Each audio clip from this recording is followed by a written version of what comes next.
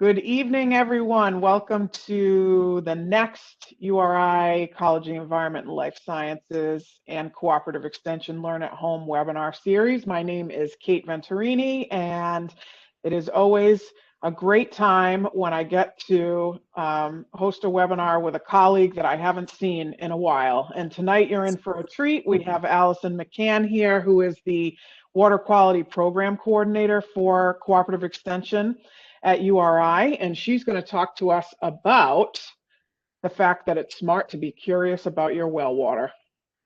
So I just always take this opportunity to give people a little more information about cooperative extension because in my opinion, not enough people know about what we do, and we're trying to change that, and this is one way we are. So our goal, what we're tasked with at URI, is bringing science-based resources of the university out to the public. We do that in a number of different ways and through a number of different strategic areas of focus, we call them. Tonight's presentation by Allison obviously falls under our water resources focus area, but we are every week through December offering a different topic. And the topics range from, starting seeds to protecting your family from ticks, to protecting your well, to how to procure renewable energy, all kinds of stuff. So one silver lining that the COVID pandemic has kind of shined a light on is that these online webinars make our resources more accessible to people, especially those who have Wi-Fi. So if you can share this recording, because we are recording the session, with your friends and family who might benefit from watching it, we would appreciate that because we're really trying to extend our reach further into communities we're not currently helping. And so before we get started, just a few Q&A, a few housekeeping items. Speaking of Q&A, there is a Q&A box. It's accessible by clicking the three dots on the bottom of your screen, and that is where you should enter all of your burning questions about your well for Allison, and we will field those at the end of her presentation. Joe and I, who's here, will pitch those to her. And also, on the second bullet here, without a bullet, we have a survey that we will send you automatically once the webinar is over. And it will take you about 2 minutes to fill out. The point of it is, A, to gauge what you learned tonight, and B, to find out what other topics you'd like to learn about. We read all of the surveys, so please fill that out. And then maybe next week, Allison and Joe will send you a survey that's specific to their program. So we thank you in advance for filling both of those surveys out. It won't take very long. So I mentioned this quickly. This is the last thing. This webinar is being recorded and it will be posted on our Cooperative Extension YouTube page. There are over 30 webinars that we have hosted since April available there. There's topics for everyone. I enjoy putting them on while I clean. And so, just check out the link there. You can just use a search engine to find it. And thanks for sharing the information with your friends and family. So every Tuesday at 7, see you right here. If you have general questions, you can email coopext@uri.edu. And at this point, I'm going to stop sharing, and Allison will bring up her presentation. And so if we were all in a room together, I would say, put your hands together and welcome Allison McCann. But for now, we can give her some jazz hands. Take it away, Allison. Hi, everybody. Thanks so much, Kate. It's a pleasure to be here, and thanks for inviting us to participate in the Learn at Home series. Thanks, everybody at home, for being here. And I also want to thank my colleague, Joe Berthaman, who's here with us tonight also. Joe's a graduate student in our department, getting his master's degree, and I have the opportunity to work with him over the next year. So it's a pleasure I would love to be in person with you to do this workshop. But COVID has, changed our ways of being. And as Kate said, it's really opened my eyes to making our public programming more accessible to people, and also learning in the comfort of your own home. So thanks again for being here. I'm going to go through this slide presentation. I think it will help to answer many of the questions that you have. Please feel free to use the question and answer part of the WebEx app if there's anything that I've missed. The information on the first slide has my contact information, email and phone number, as well as the information of my colleague at the Rhode Island Department of Health in the Office of Drinking Water Quality, Shannon Nakama. Both of us are available to answer questions, either by email or by phone. And I can't say enough tonight, please don't hesitate to contact me. I work with many homeowners, private well owners, after these workshops to discuss issues that they may have with their water supply, or just help to clarify something that they're not clear about. Tonight, I'm going to talk about protecting, testing, and treating private drinking water wells. And I'll start by saying, in full disclosure, I am a private well owner, and these are the things that I do around my house as they're necessary to help protect my drinking water supply. As many of you may know, groundwater is actually the source of our well water, and groundwater is part of the water cycle. So this continual cycle that's driven around the earth of evaporation, condensation, precipitation, infiltration into the soil that can result in our groundwater. And we put our wells down into the groundwater so that they can supply water to our homes for our use and for our family's use. This is a continuous cycle, as I mentioned.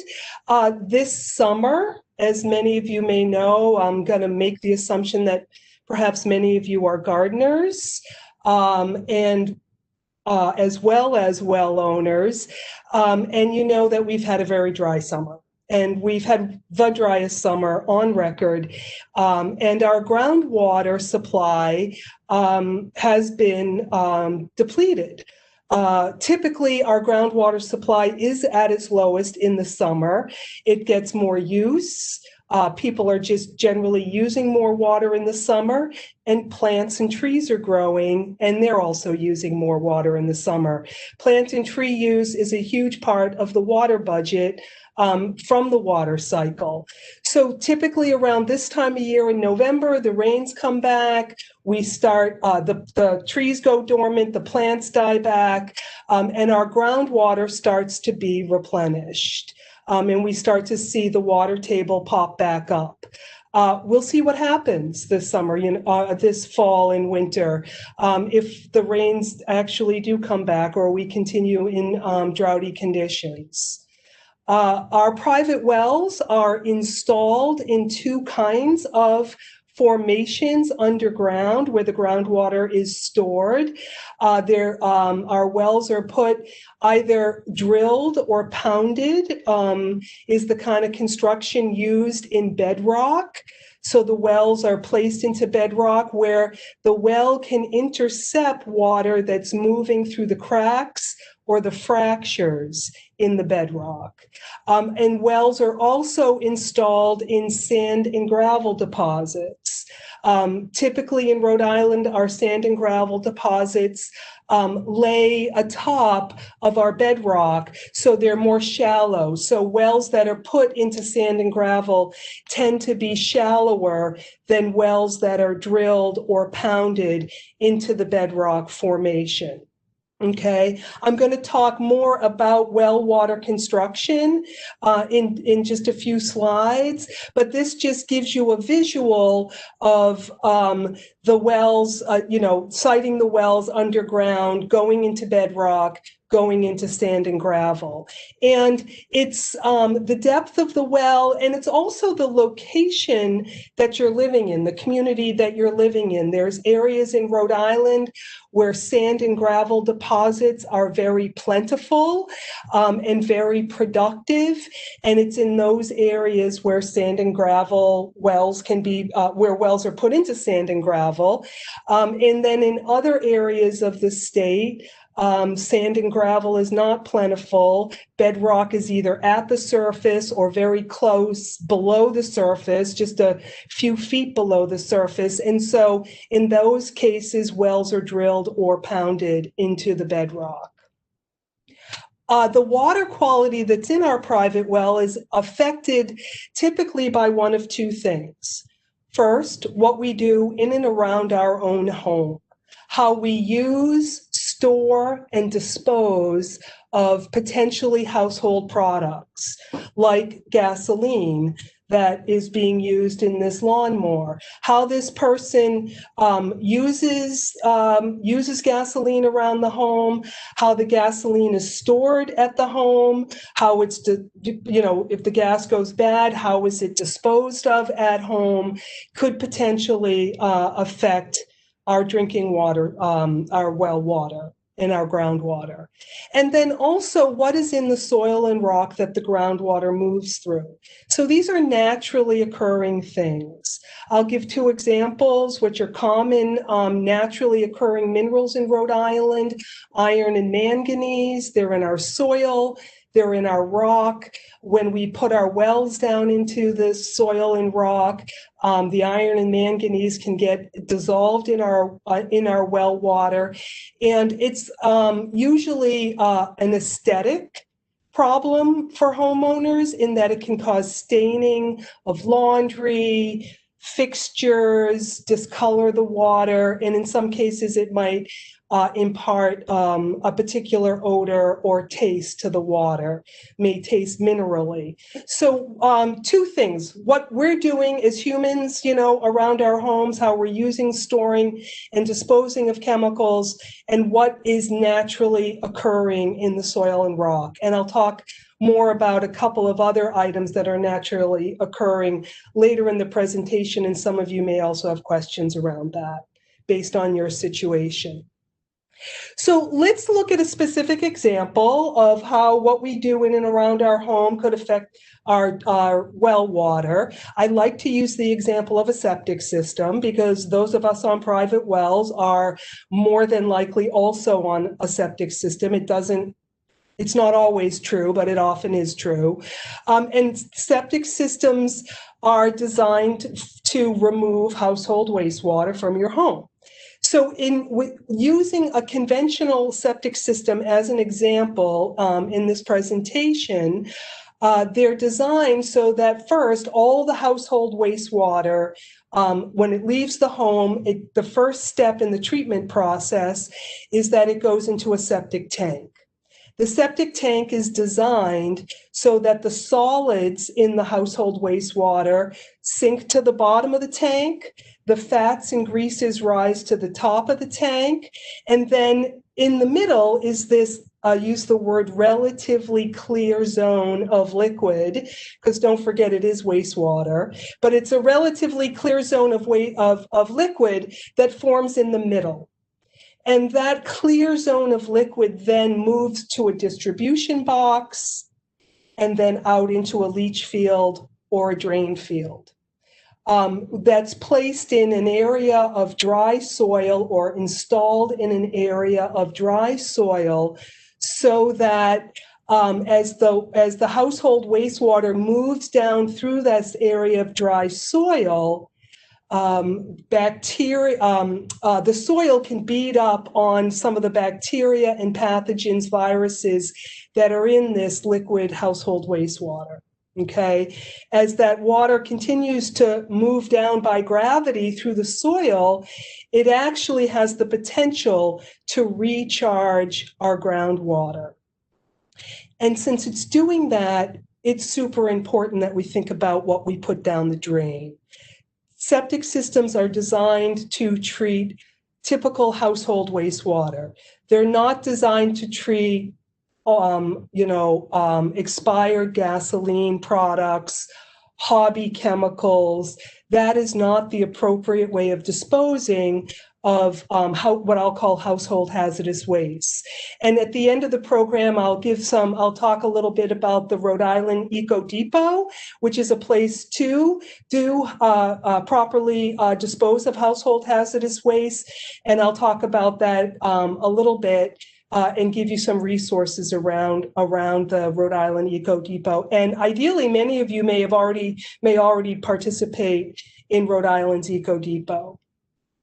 So when we talk about well water protection, it's really important that as well owners, we learn several things about our drinking water supply, because it is our responsibility as private well owners to ensure that the water quality is safe for our family to consume and to use. Learn where the well is located on your property. Think about and explore what's going on around the well. Learn about the type of well you have, the type of well construction that you have, and I'm going to talk about that in just a moment. And then also, what do the water test results mean? Okay, and that's really important also. Okay, so a couple of slides about this. Thinking about where the well is located in the yard. So in this photograph, the well is circled in red on the right-hand side of the slide. And as you just look at this, if we were in person and chatting, I would say, just look at this slide and let me know, what are some red flags or potential red flags? I'm not saying that all of these things are going to impact your drinking water supply, but what are some potentials for impacting the drinking water supply? The well is situated in an area of a green lawn. I would ask the question, are there fertilizers or other chemical products used on the lawn? Where are they used in proximity to the well? Could they be a potential source of pollution to the groundwater? I would look at the cars that are parked in close proximity to the well. From the photograph, it looks like there may be some car maintenance going on. How are used automotive chemicals disposed of? How are they stored? And I'd think about those kind of questions in proximity to my drinking water well. So looking at what's happening right around the wellhead, okay? And then also thinking about what's happening in your neighborhood. So here's a bird's eye view of the same location where the red arrow in the slide is pointing to. And, some things that are drawn to my attention here is that, it's a residential neighborhood. Is it serviced by on-site septic systems that we were just talking about? The home is located on a cul-de-sac. I'm going to assume it's not a busy road. There may not even be any road de-icing salts used in the wintertime, which could potentially impact the water quality with salts. But looks like to me, just to one side of that property, that there's some development going in, more development. There's some extension of the road, it may look like, some other homes going in. So some things to think about in terms of what could potentially be impacting the groundwater. I'm not seeing industry here. I'm not seeing agricultural land use. I'm not seeing, highways or state roads here. So I'm not seeing industrial practices and those kinds of things. I'm seeing a residential neighborhood. And when we get to the testing schedule that the Department of Health put put together for us, you'll see that on the annual test, most of the things that are listed on the test, on the annual test, are items that can be the result of residential land use and can help us to discern whether or not our well is susceptible to either things that we're doing in our home, in and around our home, or that's happening in the neighborhood. Lots of people are interested in, how far should the road be from my well? How far should my septic tank be from my well? So here is some minimum setback distances between the well and a potential source of contamination, as defined by the well construction regulations. Okay, so those regulations say that a well should be at least 50 feet from a sewer line, because not all areas that are served by private wells, some of them do are on sewers in some cases. 25 feet from a road surface, 50 feet from the septic tank. Okay, so that's that first step in the treatment process that I talked about, where the solids settle out and the fats and greases rise to the top. And 100 feet from the septic system drain field and from animals, okay? And in this particular slide, we're showing animals. We're showing a horse. Lots of us don't have horses. More of us probably have dogs, right? And so thinking about, if the dog, can the dog access the well? Is the dog in a pen outside? Is the well also in the pen with the dog? Is the dog run close to the well? Things like that, okay? To start thinking about when you do your inventory and do your homework that I'm going to give you around what's happening right around your wellhead. And again, many of the substances that can be issues in our well can cause some contamination in our well. On the annual testing schedule are items that come from or can be contributed from these types of land uses. Again, these very common things that are happening in residential areas. We often talk about low maintenance grass being the best around the well. Using grass varieties that require low inputs of ideally water, nutrients, and other kinds of pesticides or herbicides are right around the wellhead. So a low maintenance grass is best. It gives us the opportunity to know where the well is, to see the well, and the well is not being disguised or hidden, if you will, by decorative coverings, plants, or shrubbery that could potentially encourage animals to nest, burrow, live near the well. Okay, and out of sight, out of mind. It's really the best practice to be able to know where the well is in the yard. Now, some people have said to me, my well is kind of off to the side of my home, and it's the woods, it's trees, it's in a treed area. My well is in a similar area, but it's sticking up and I can see it. So I don't have grass in that particular area of my yard. But I keep the trees away and I keep the shrubbery down so that, again, animals, rodents are not encouraged to dig around there and nest around there. So let's talk a little bit about the different types of well construction, okay? And this will help if you're not sure of the type of well you have when I use the terms, drilled well, dug well, driven well. These visuals hopefully will help you with that. So a drilled well is just that, okay? It's drilled by machine, but with a rotary bit into the bedrock. This is what it typically looks like in your yard. It's about a 6 or 8 inch diameter casing a metal casing that's sticking up above the ground, ideally 18 inches. It's tightly capped. And then this blue line that you see to the left of the photograph is the electrical line running from your home, going down into the well, where it's able to power the submersible pump, which is sitting very close to the bottom of your well. Okay. The casing that you see here is going to be at least 18 feet in length. I don't know if this is going to work. Maybe not. No, you can tell me if it's not working. But here's my well. And so here's my casing going down at least 18 feet into the bedrock, where it then gets sealed into the bedrock. And then below the casing in a drilled well, it's just an open borehole.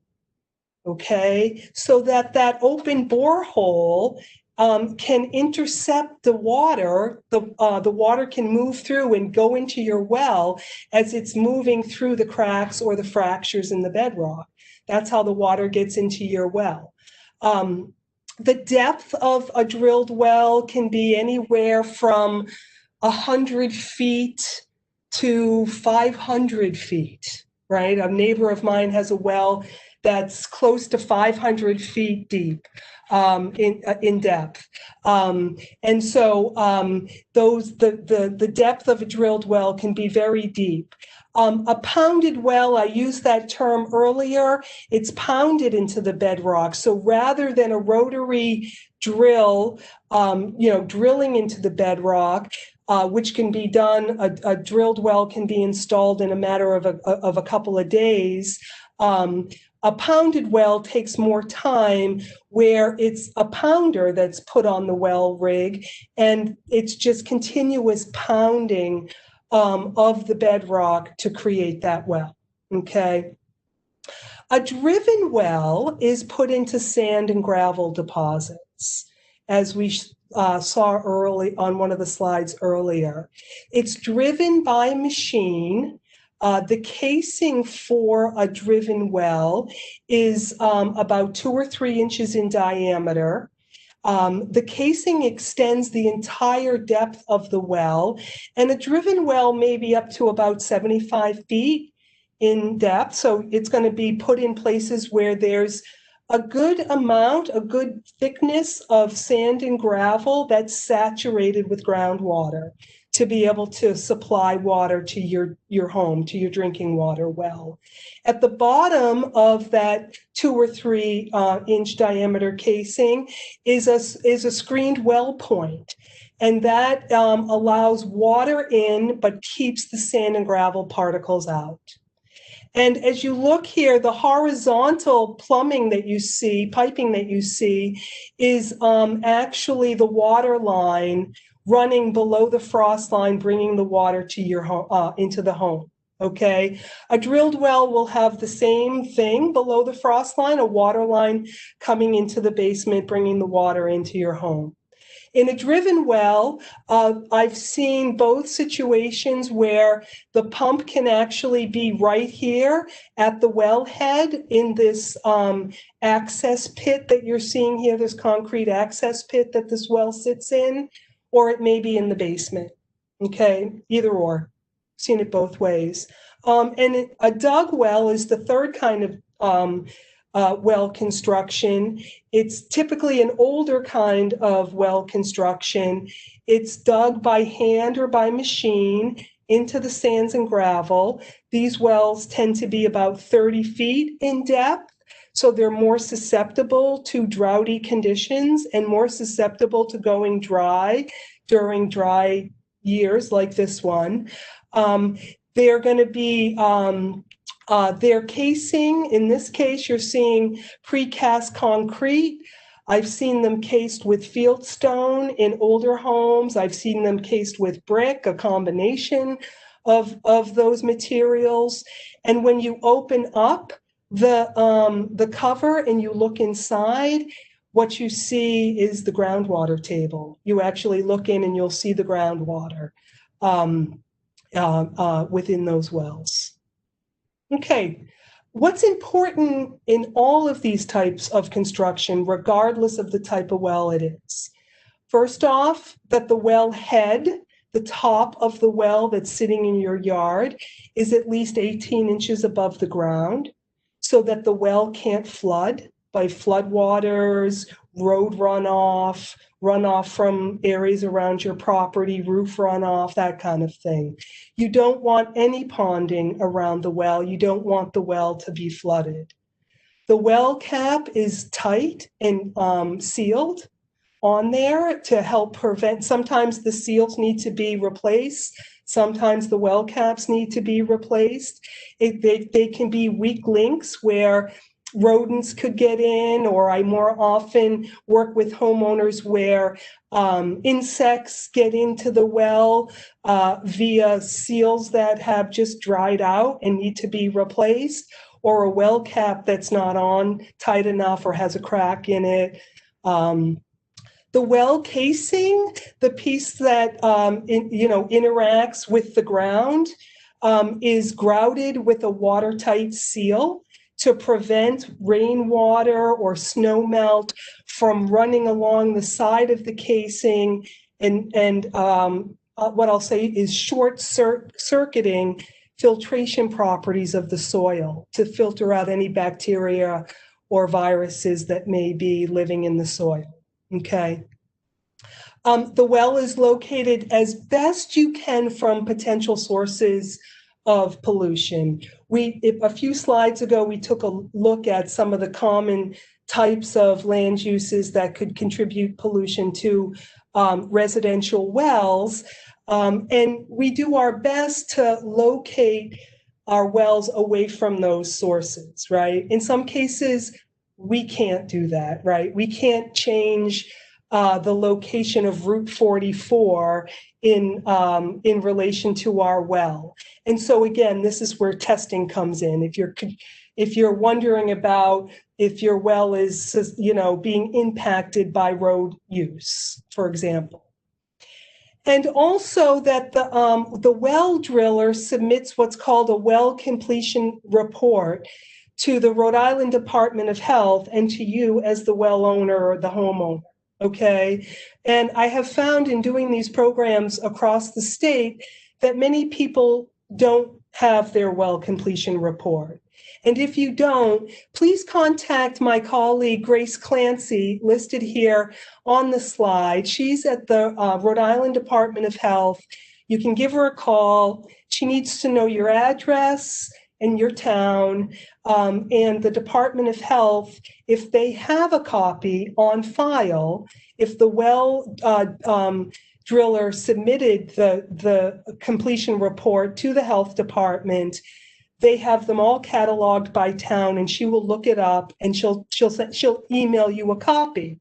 And what does that tell you? The well completion report tells you the location of your well. So if for some reason your well is buried and you don't know where it is, there's a little schematic that indicates where the location of the well is. It tells you what the yield of the well was when it was first constructed, how deep it is, who the well contractor was. And so it has a wealth of information for you. So if you're curious and you don't have it, many people don't, contact Grace and she'll do her best to help you out. The depth of the well is, and this is for new construction, is going to be dictated by how productive your well is. So how many gallons a minute the well can produce based on, is it a drilled well, is it a dug well, or a driven well? So the less productive it is, or let's start this way, the more productive it is, then the more shallow it can be. Okay, so if your well is going to can produce 5 gallons a minute, it can be 100 feet or less. It has the ability at that rate to recharge itself. So there's enough water in the well at the busiest times during your, in your household, when everybody's getting up in the morning, getting ready for their day, making breakfast, showering, maybe doing laundry, whatever you do. And then we go off and we do our thing, although that's not all necessarily the truth these days, right? But then at the end of the day, we come back and we're doing the same thing. We're making dinner, we're showering, we're doing laundry, and we're cleaning up after dinner, etc. So there needs to be enough water in that reservoir that you have that we call a well to be able to supply your family with the water that they need. And so the less productive the well, if the well is only has the ability to produce a half a gallon per minute, it's going to be deeper so that it can hold more water. It can store more water during and supply that to your home. If you need to hire a well contractor, a couple important things to know. Make sure that he or she is licensed and insured. The Rhode Island Contractors Board has a list, maintains a list. That's how these contractors get their license, is through this board. And you can double check with the contractor's registration or on their registration and licensing board website. And if you have any questions about that, just send me an email and I can send you a direct link and help you out with how you find that. And this has been a recent development, I'm going to say, over the last, handful of years, where well contractors became licensed as well contractors in addition to contractors.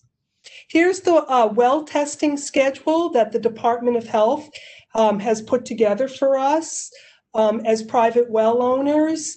It's broken into a frequency at the top of the chart. So every year they suggest that you test for these items. Again, these items are common or can be the result of common land uses in residential areas. Coliform bacteria from septic systems or animal waste, pet waste, nitrates from human or animal waste or lawn and garden care, chloride and sodium from septic system waste, from road de-icing products, okay? So every year, testing for these items. Every 3 to 5 years, the items listed have to do with basic characteristics of the water, the corrosivity of the water, the pH of the water. Groundwater in Rhode Island tends to be corrosive. It's just the way it is here. We tend to have a lower pH, and our water tends to be corrosive. The other items in the 3 to 5 year test, there's a few that are naturally occurring minerals like manganese, iron, fluoride, these items, and calcium in some cases, depending on where you live. These minerals are on the 3 to 5 year test, in addition to items that have to do with household plumbing. Cadmium, lead, copper, zinc, maybe in some cases iron, things that have to do with household plumbing and potentially childhood health, like lead, okay, as an example. And because our water is acidic, it has the potential to corrode our plumbing.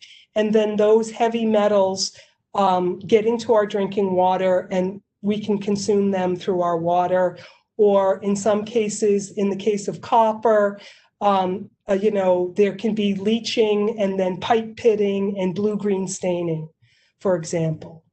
And then every 5 to 10 years, the items on that list are things that are associated with hobby chemicals, industrial land uses, gasoline products, things for which there are standards in drinking water for volatile organic compounds, and many of which can be carcinogenic. So it's not a frequent occurrence. We don't see them frequently in Rhode Island groundwater, but it is good to monitor that for them every 5 to 10 years.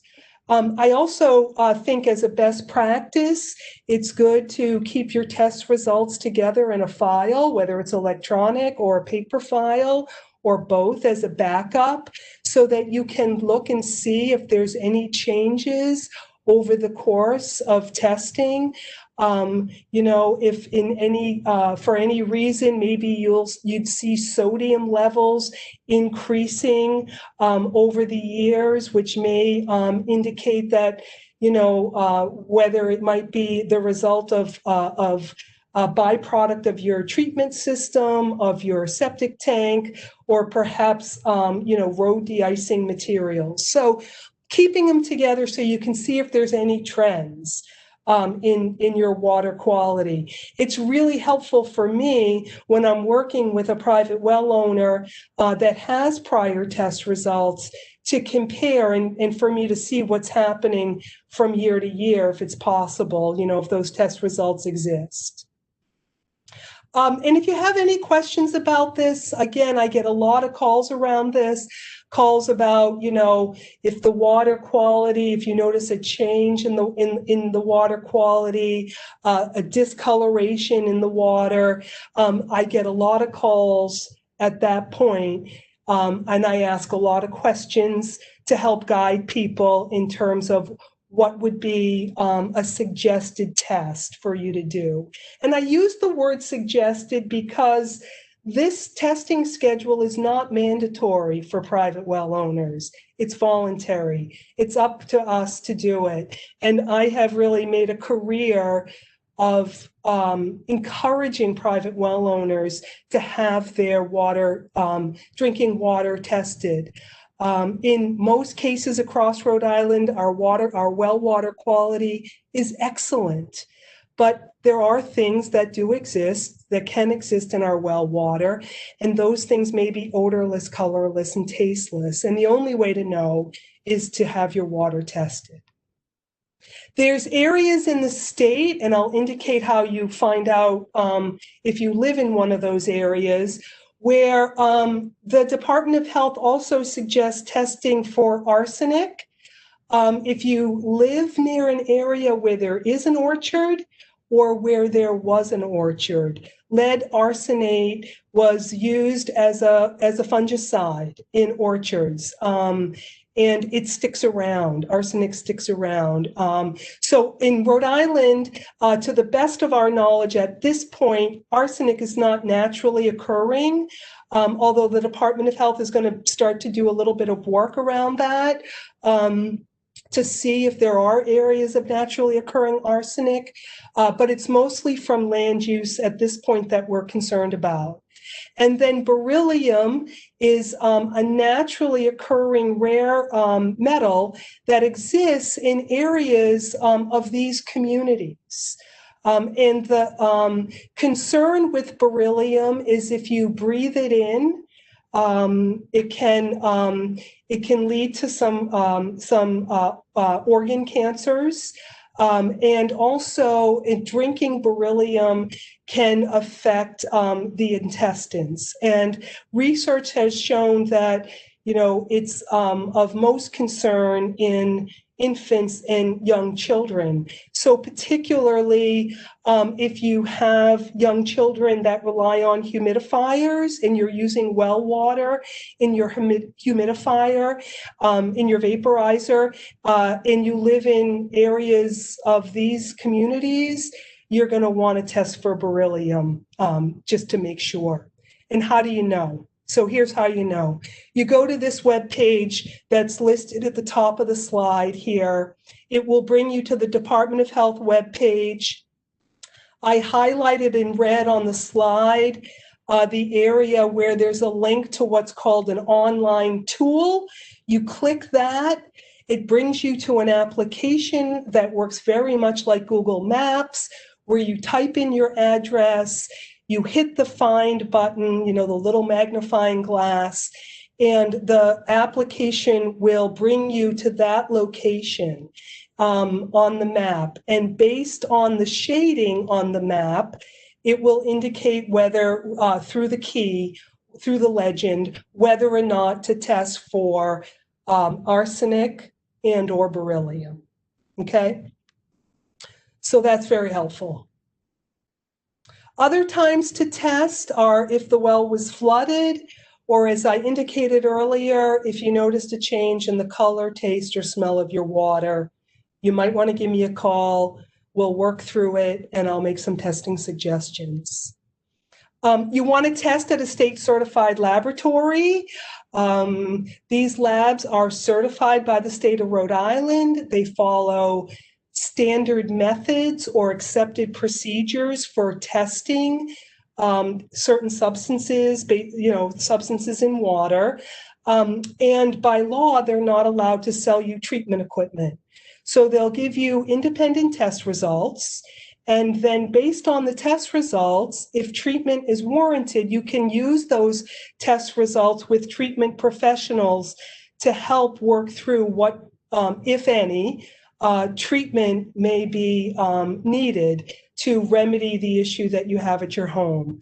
I have a lot of conversations with Rhode Island private well owners, interpreting their test results. I am a licensed interpreter with the state of Rhode Island, and so I do offer that to people. So you can contact me, get me a copy, email me a copy of your results from a state-certified laboratory, and I'll be happy to have a conversation with you. When you work with a state-certified lab, you're going to call them and tell them what tests you want. So they're going to want you to have done a little bit of homework and know what you want done. They're going to give you the bottles. You're going to have to go pick them up for testing. And so you can't just, take any bottle out of the cupboard and fill it with water and take it to the lab. The labs have specific bottles. These are a couple from the state health lab that I have in the office for you to use for collection. Bacteria is the smaller sterile cup. And then this jug does all the other items in the annual test. So you need to have the special bottles and the instructions. Super important that you have the instructions, that you read them, that you follow them, so that you don't self-contaminate your sample and get false results and end up having to do the testing again. You'll take the sample back to the lab in the time that they request it to be taken, to get back to them.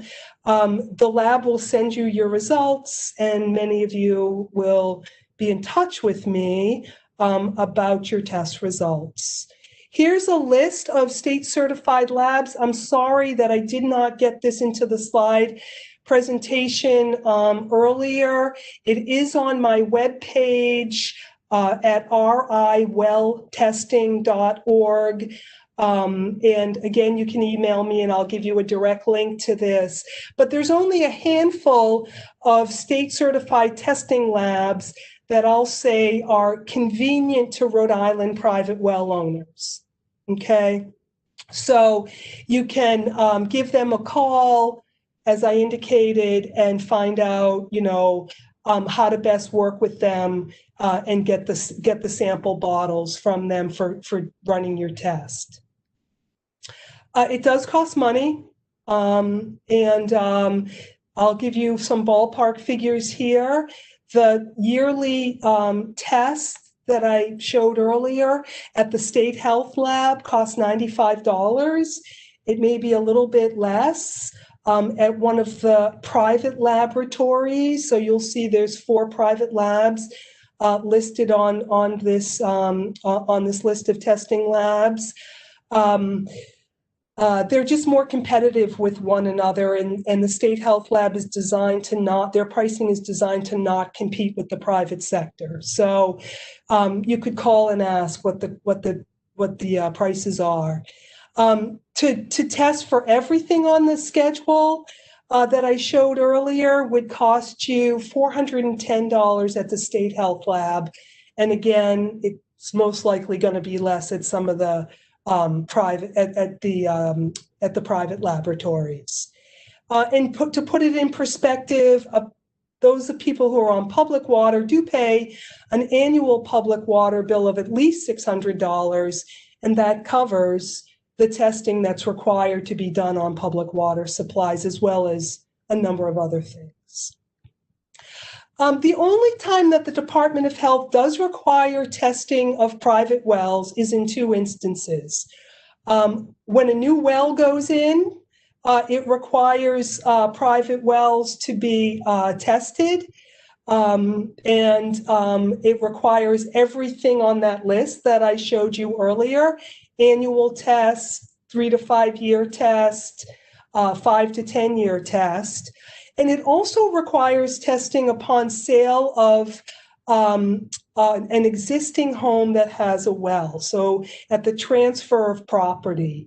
And in that case, buyers are responsible for doing the testing, paying for the test, and the sellers are responsible to disclose all previous water test results.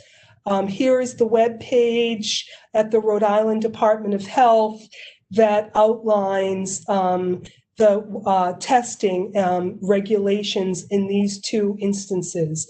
This came into effect in 2008 that requires this.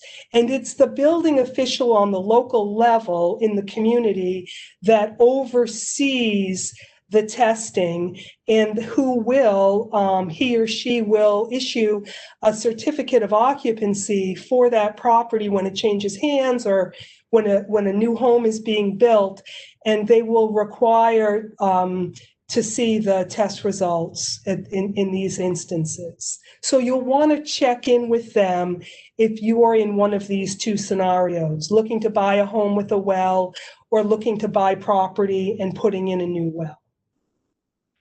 A little bit about treatment. I'm not going to talk a whole lot about treatment.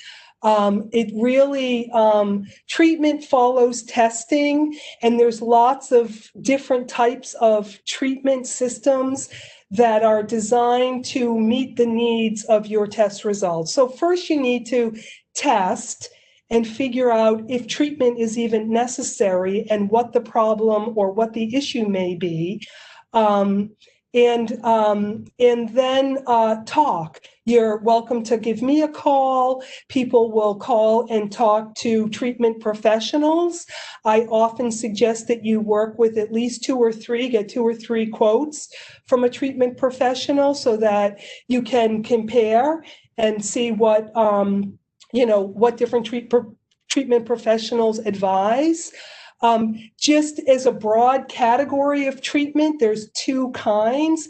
There's what's called point of use treatment. These treatment systems are installed at a particular tap and are designed to solely treat the water coming from that tap. And so here in the photograph on the right-hand side, you see a point of use activated carbon charcoal filter. It's only treating the water that's coming out of this faucet, okay? There's also whole house treatment, which is installed in the basement. It's typically plumbed after the pressure tank.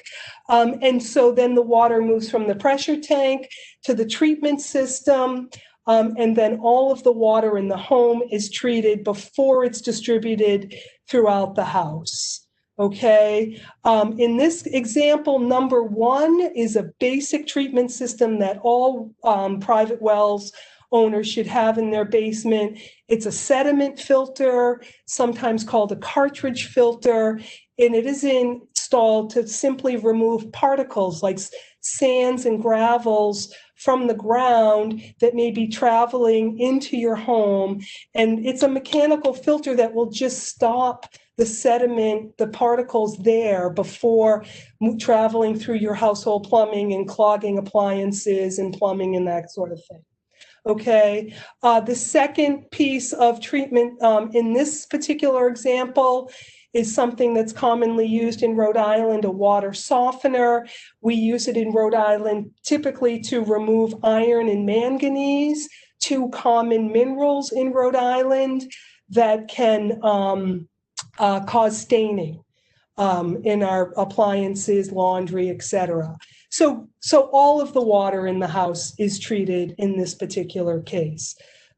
So a couple of examples of different kinds of treatment units. Treatment units need to be maintained. Filters need to be changed, media needs to be changed, and those sorts of things. And so it's important that if you work with a treatment professional, you either have a contract with that person to do the maintenance, or if you are able-bodied and a do-it-yourselfer, then perhaps you're doing that maintenance. Testing post-treatment is important to make sure that the treatment system that's installed is working in a manner that you're expecting it to work in, right? It's removing what it was intended to and installed to remove. Okay, so I'm going to invite you to take the 4 steps. I'm going to ask you to do some homework. The first step is to learn about your well.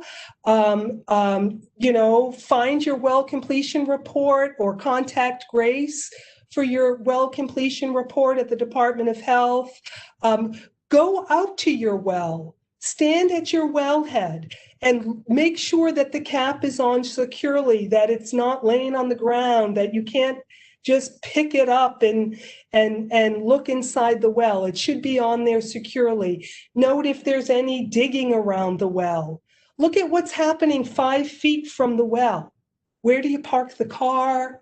Where does the rainwater flow from your rooftop? Does it come to the wellhead? Does it pond around the well? Look at what's happening 10 feet from the well. Do you store any products? Where's the old gasoline tank? Where's the old lawnmower? Where's the leaky snowmobile parked? Look at what's happening 15 feet from the well, 30 feet from the well, and start to get to understand what's going on around your well. Keep pollution away, properly use, store, and dispose of household chemicals. Make sure any new well is properly sited, and sealing or properly abandoning an unused well, allowing a well contractor to help you with that. Follow the testing schedule, and then take action. Call or email us. We're here to help you. A little bit about the Eco Depot that I mentioned earlier. This is the remaining schedule for 2020. They have 3 more on-site locations in Narragansett, Pawtucket, and Johnston. You do need to go to their website and make an appointment or a reservation. They want to know that you're coming, how many people are coming, and approximately what you're bringing to the location. Let's see, it was back in September, I went to the Eco Depot in North Kingstown at the DPW. And I just can't say how fabulous these people are. You drive up, I waited in line for maybe 10 minutes. I never got out of my vehicle. They took everything out of the back and off I went. And they were efficient and friendly, and it was super well marked on how to get there. Very, very easy. I encourage you to take your household hazardous waste there. A little bit about well testing follow-up, and then I'll close it out. I do have on campus the annual test kits from the Rhode Island State Health Lab here in my office. If it's convenient for you to come to my office and more convenient than going up, to the location of the other laboratories, and you're interested in doing the annual test at the State Health Lab, call me or email me. I will put the kit together for you. I will leave it in a safe place outdoors, and I'll send you directions on where it will be with your name on it. You can pick it up, take it home, take your sample, and then you will need to take your sample back to the lab yourself, okay? But if that works for you, let me know and we'll make that happen. So that's something that we're offering. And I think that's it at this point. So Kate mentioned that we're going to send you out an evaluation in about a week. She's going to send you one, I think, tomorrow. And I'm going to send, or Joe's going to send you one probably a week from now, not to get confused with the two evaluations. So thanks very much. Thank you, Allison. That was fantastic. Thank you. Yeah, that was, I'm sitting here in West Greenwich furiously scribbling notes because we happen to be within the arsenic and beryllium zone. I just checked the map. It's really easy to use, folks. If you just put your address in, you can tell really quickly. So I have a few questions, and there are maybe one or two in here. One of my questions is, will the yearly, and I probably know the answer to this, but will the yearly bottles that we can get from you, will they only do the coliform nitrite turbidity, the 1 year test with those collection Yeah, they will. bottles? Okay, Yeah. so the 3 to 5 year test, you have Right. to get other receptacles. They have to be other receptacles. Yeah. Now, if you're interested in the 3 to 5 year test, shoot me an email and I'll see if I have the metals bottles on hand to put some of those kits together. Okay. So if you're interested in doing that, just shoot me an email. And again, I'll make it available to you in a safe spot. So, and what I mean by that is like you would need to come on campus, but you don't need to come into a building. Okay. Okay, So, great. Yeah, great. So we had, Joan is asking, I'll go from the bottom up here. How do you get in touch with the Eco Depot to make an appointment? oh yeah. So Joan, good question. Go to their webpage. Just Google RI Eco Depot and go to their webpage. I want to see if it's on the slides. Oh, sorry, I'm going the wrong way. Oh, yeah, it's at the bottom of the slide, Joan. It's in right below the graphics on that handout. It's www.rirrc.org. So rirrc.org. And I think maybe, I don't know if Joe or Kate can put it in the chat or put it in the Q&A or something like that. But it's on that slide for you, Joan. Awesome. Yeah, there's a phone number there, 401-942-1430, extension 241, or you can just go to the Resource Recovery website. Yeah, that's great. So Drake says, our community, which is served mostly by wells, is facing a huge commercial solar project that will involve drilling and possibly blasting. We're really worried about well contamination based on the way our watershed works. Any thoughts? Yeah, I have a thought about that. I would suggest doing some testing, you know, when the construction starts. Or I would suggest having testing done pre-construction, so you have kind of like, so you have pre, and then notice if there's any change in the water quality post-construction. And then you could follow that up with test results. I spoke with another well owner in a similar situation. I don't know if it's the same town or not. It doesn't really matter. But she noticed a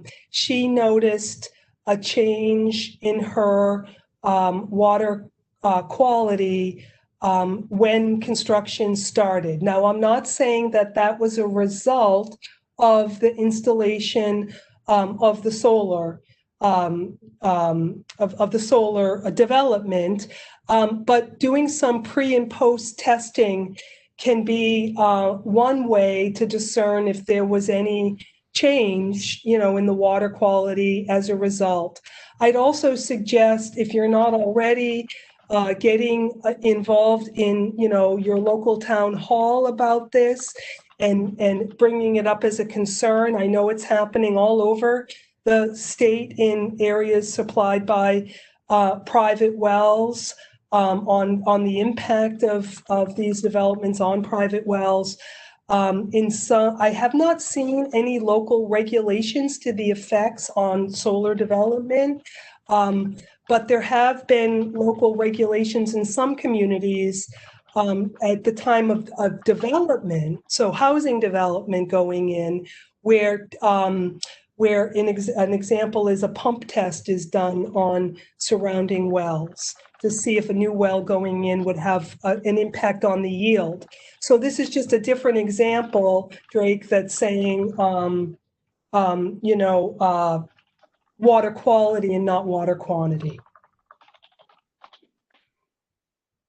Yeah, this will be interesting moving forward. Where an extension involved in some solar siting decision, helping decision makers navigate. And this is just another example of one of those things you might not think of, but municipalities are going to have to figure out this stuff. So I just put in the chat just to confirm that a pre-construction test and then post-construction, because at least you can document change. So Lori said she saw an article just today about saltwater infiltration of groundwater potentially moving into wells along the coast. Yeah, yeah. Our colleagues, Tom Boving, and colleagues over in geology have a grant. They're doing some work along coastal areas, and they're seeing what's called saltwater intrusion, which can be the result of a couple of different things happening. Storm surges can cause saltwater intrusion into wells that are close to the coast, and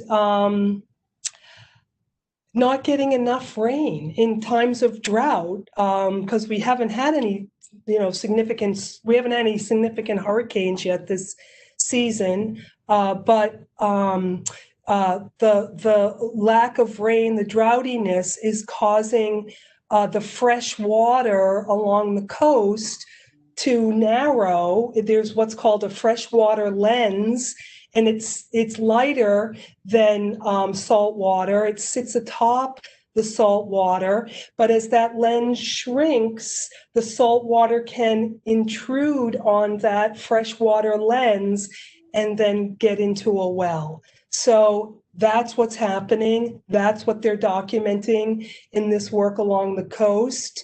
Yeah. It's happening. I don't know if there was any particular question. It was an article. It was just an article in the news today. Yes. Well, we're in good hands with Dr. Boving, so that's good to know. I didn't know that. We have two more questions. They're both good. One of them is in regards to testing requirements, and if you know anything about the type of testing needed to refinance a mortgage. Might be outside of the wheelhouse, but Karen's asking. Yeah, good question.